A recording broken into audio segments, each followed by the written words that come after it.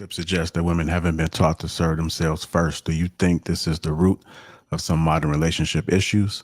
Should women focus more on themselves before giving to a man? Yes, I think a woman should focus on herself before giving to a man.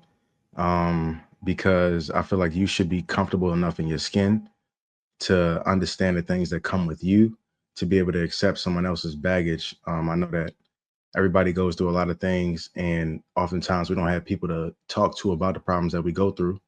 So we bottle things in.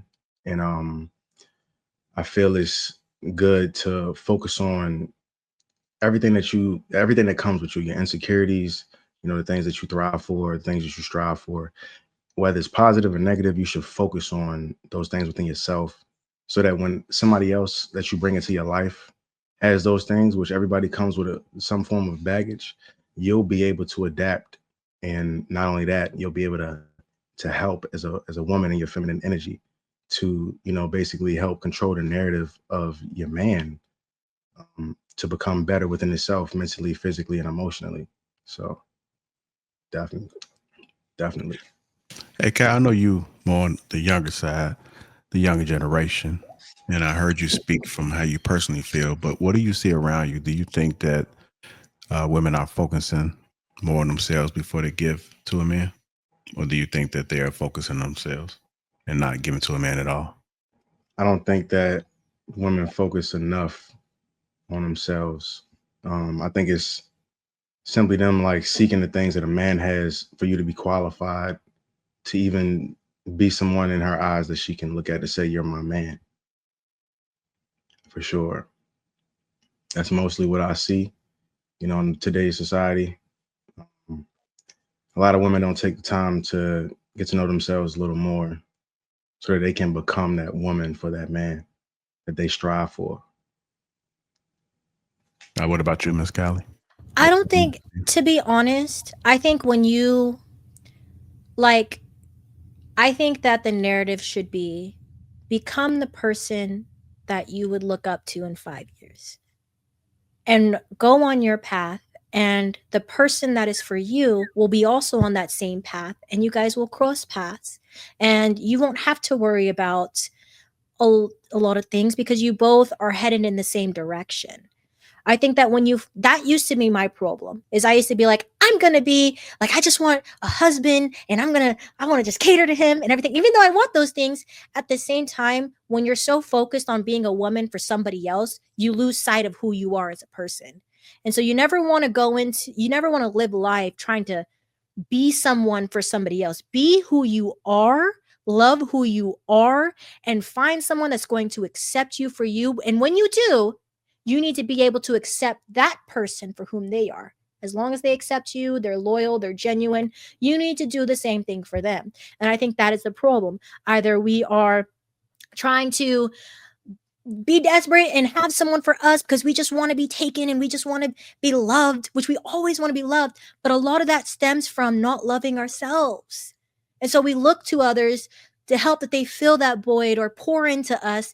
But we need to pour into ourselves because how are we going to pour into our man if we don't even know how to pour it into ourselves? If we're so focused on him and the future husband that we're going to have, when are we going to take the time to focus on ourselves? Which is why as soon as they get in the relationship, what happens? Everything's great until it's not, and then they get unhappy, and then we break up because why I'm unhappy. Why are you unhappy? Because you didn't take the time to love yourself before you started loving on somebody else.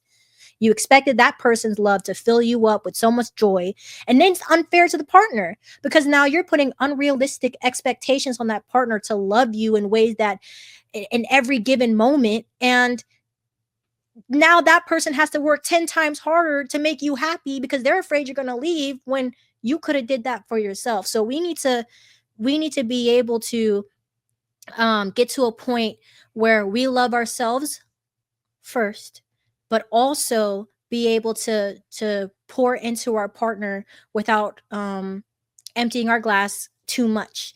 And then at the same time being able to be okay with sometimes it's not always going to be happy. It's not everything's going to be such a great moment.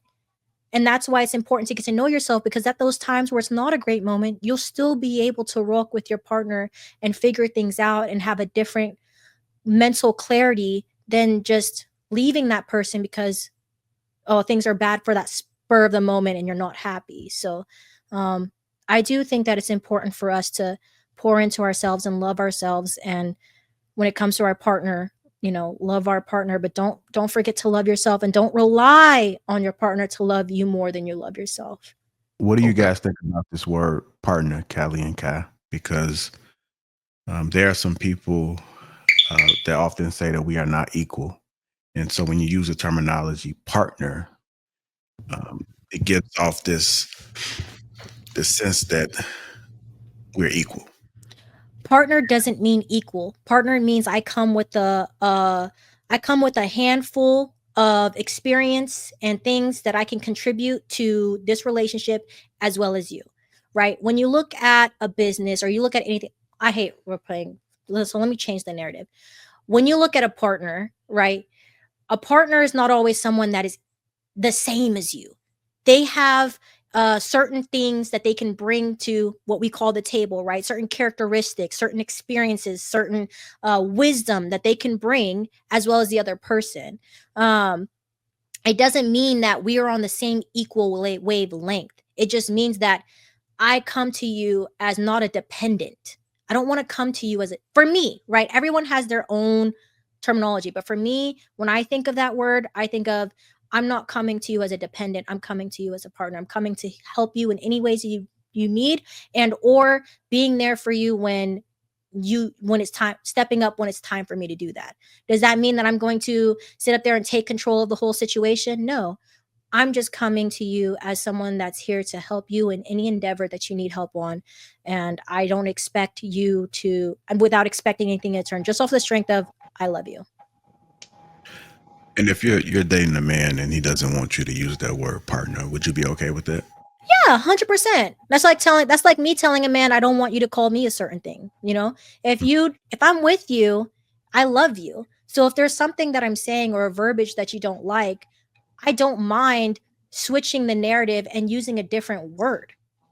But at the end of the day, it's still the same thing. But just using a different word because you don't like that word. Just as much as if you say something I don't like, I would hope that if I express that to you, you would do reciprocate that same energy. Okay. What about you, Mr. Kai?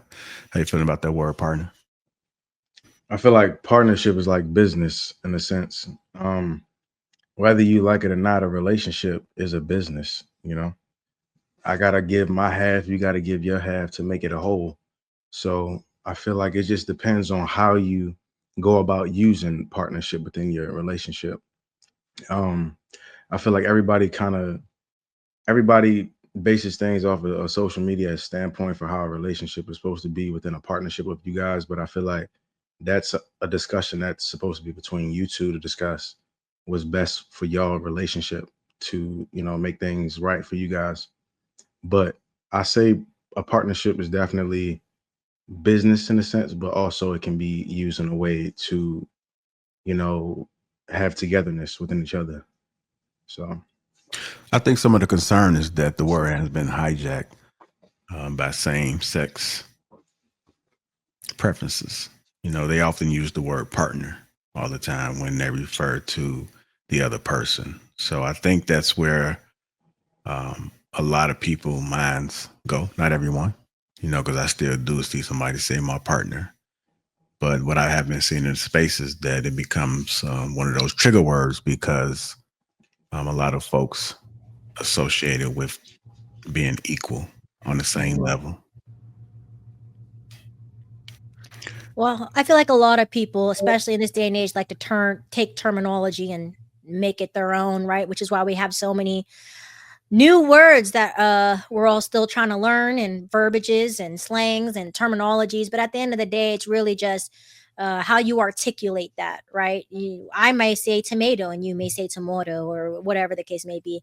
Really, at the end of the day, if I were to be married, I would probably just say spouse, but I still consider you, to me, because of the way I view partnership, I view it completely different. I don't look at it like most people do.